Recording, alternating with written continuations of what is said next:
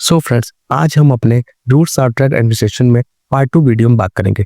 इसमें हम parental roots के बारे में बात करेंगे और ट्रांसडर्मल पैचेस के बारे में बात करेंगे। सबसे पहले आइए जानते हैं पेरेंटल रूट क्या होता है। जो रूट इंटेस्टाइन को पार करते हैं, यानी पार एंट्रल, यानी इंटेस्टाइन को पार करके ब्लड में चला जाए, यानी डायरेक्टली ब्लड में चला जाए, सिस्टमिक सर्कुलेशन में चला जाए।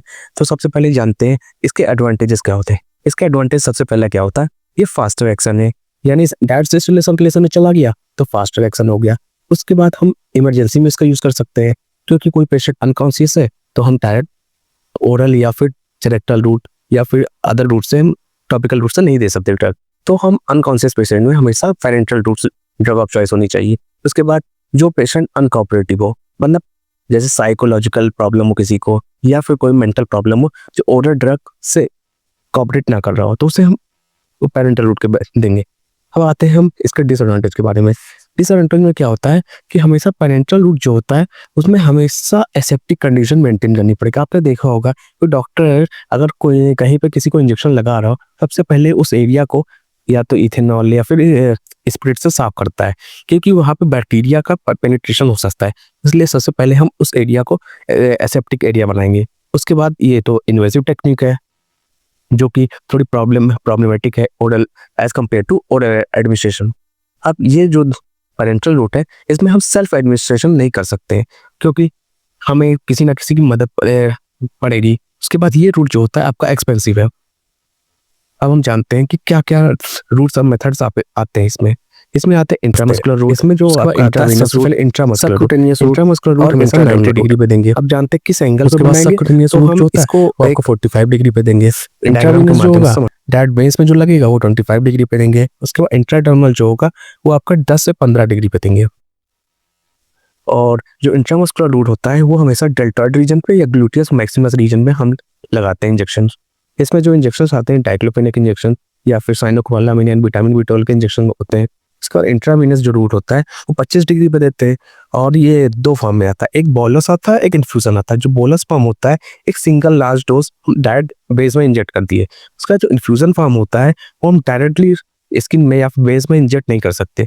इसमें क्या होता है, या तो हम सलाइन में या फिर NS सॉल्यूशंस में उसमें हम इसको ड्रग्स को इंजेक्ट करेंगे। उसके थ्रू फिर कैनुला के थ्रू हमारे बॉडी में वो ड्रग्स जाएगी। उसके बाद जो सबक्यूटेनियस रूट होता है 45 डिग्री पे देते हैं, जो फिर ये सबक्यूटेनियस टिश्यू में जाएगा, जो कि हम डायरेक्ट कहाँ पे देंगे, थाई में दे देंगे या फिर एब्डोमेन में देंगे या फिर आर्म्स में दे देंगे। इसमें जो ड्रग्स हम देते हैं वो इंसुलिन होता है या फिर एड्रेनलिन होता है। उसके बाद लास्ट है इंट्राडर्मल रूट। इंट्राडर्मल रूट जो होता है वो 10 से 15 डिग्री पे देते हैं। ये कहाँ देते हैं हम लोग, डर्मिस ऑफ द स्किन। इसमें क्या होता है, सबसे पहले हम इसका एग्जाम्पल जो है वो BCG वैक्सीनेशन हो जो है ट्यूबरक्लोसिस के लिए। उसके बाद हम ज़्यादातर इसका यूज़ ड्रग सेंसिटिविटी टेस्टिंग में करते हैं।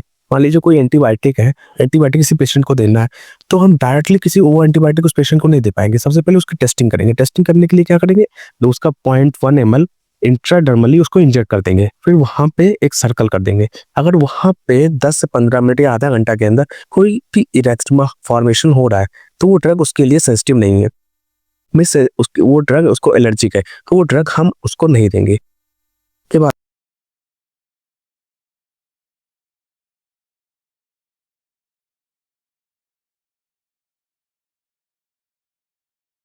आता है आपका ट्रांसडर्मल रूट। ट्रांसडर्मल रूट क्या होता है कि पैचेस के फॉर्म में आता है, जैसे कि बहुत सारे पैचेस, डाइक्लोफेनेक पैचेस हो गए या नाइट्रोग्लिसरीन के पैचेस हो गए, वो हम बॉडी में स्टिक कर देंगे। उसके बाद धीरे धीरे ड्रग उसमें स्किन में पेनिट्रेट करके ब्लड में जाएगी और उसका असर कराएगी। तो इसका एडवांटेज क्या होता है कि हम सेल्फ एडमिनिस्टर कर सकते हैं उसको, मतलब अपने आप से उसको लगा सकते हैं एडेज, मतलब वो जो पैचेस होते हैं अपने आप लगा लेंगे। उसके बाद इसमें क्या एडवांटेज है, इसका ड्यूरेशन ऑफ एक्शन, ये बहुत लॉन्ग ड्यूरेशन तक ड्रग जो है काम करती है। उसके बाद उसका और क्या रूट है, जो पेशेंट का कंप्लायंस है बहुत हाई है, मतलब पेशेंट इसको बहुत अपने सुविधा अनुसार कभी भी कहीं भी ले सकता है।